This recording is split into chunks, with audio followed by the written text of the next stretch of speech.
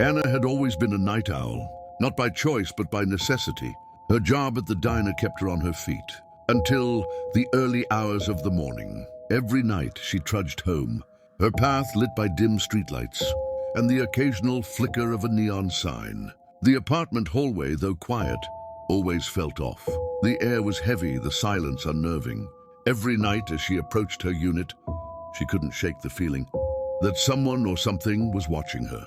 One particular night after finishing her shift, she noticed something strange. As she walked home, she felt a presence behind her. Footsteps, faint at first, began to mimic her pace. "It's nothing. Just my imagination," Anna panting. But as she neared the bushes leading to her apartment building, the footsteps quickened. She broke into a run, her breath coming in sharp gasps. She could feel it. Someone or something was chasing her. She burst through the apartment doors and jabbed at the elevator button frantically.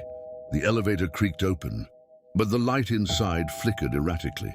She stepped in, hitting the button for the second floor repeatedly.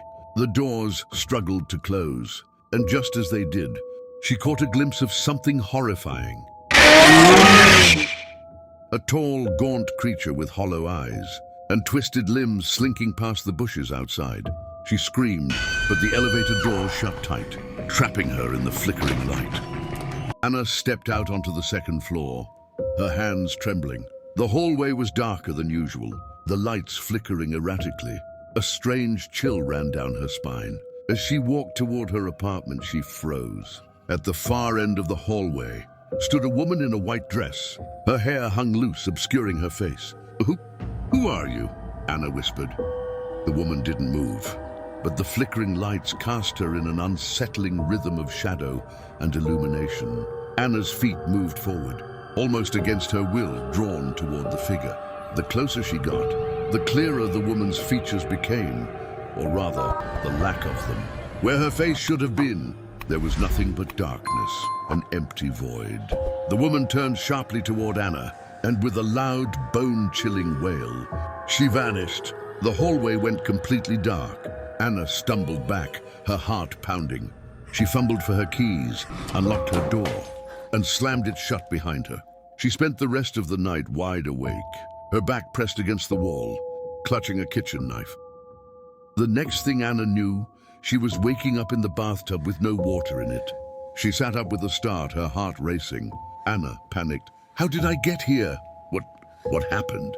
Images from a strange nightmare flashed in her mind. The woman in white, the twisted creature outside, and the sensation where she was running. She checked her apartment. The windows were locked, the door was bolted, but something wasn't right. As she moved toward the living room, she noticed wet footprints trailing across the floor. They weren't hers. Anna decided she needed answers. She knocked on her neighbor's door, an older woman named Mrs. Sharon, who had lived in the building for decades. Mrs. Sharon, whispering, "You shouldn't have moved here, dear. That unit, it's cursed." Anna, frustrated. "What do you mean? What's happening to me?" Mrs. Sharon, the woman in white. "She's the ghost of Eleanor Grant. She lived in your unit years ago. They found her body in the bathtub. She drowned herself after her fiancé disappeared. Some say she's still waiting for him, and she doesn't like anyone else living there." Anna felt the blood drain from her face. The room grew icy cold, and the faint sound of water dripping echoed around her. Anna screaming, "Leave me alone! I'm not staying here anymore!" The ghost of Eleanor Grant appeared in the doorway, her empty face staring directly at Anna.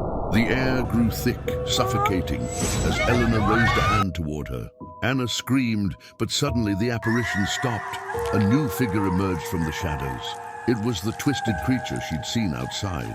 Eleanor turned her attention to it, her wail piercing the air. The two spirits clashed, their forms twisting and contorting. Anna seized the opportunity. She grabbed her bags and bolted out of the apartment. She didn't stop running until she was miles away. Anna never returned to that apartment. Weeks later, she heard it had been condemned due to structural issues. But deep down, she knew the truth. The woman in white and the creature was still there, locked in an eternal battle. And sometimes late at night, she could still hear the faint sound of footsteps behind her. And that's the end of Anna's story in her apartment. If you enjoyed this story and want to hear more chilling tales, don't forget to hit the subscribe button and turn on notifications. Let me know your thoughts in the comments. What do you think was the truth behind Eleanor and the creature? Until next time, this is Mr. Vinz Tales, sweet dreams.